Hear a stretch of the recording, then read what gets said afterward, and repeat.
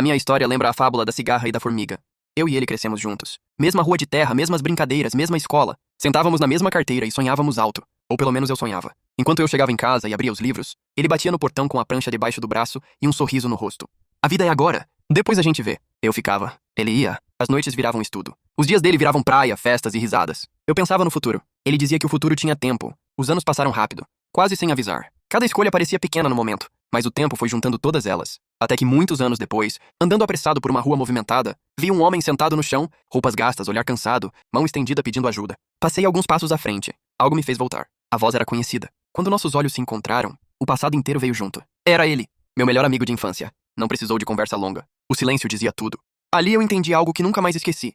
Não podemos deixar tudo para depois. Uma hora a vida cobra. Moral da história. Estudar, se preparar e querer ser alguém na vida não é perder a juventude. É garantir dignidade no futuro. Deixe seu like e já se inscreva para mais vídeos.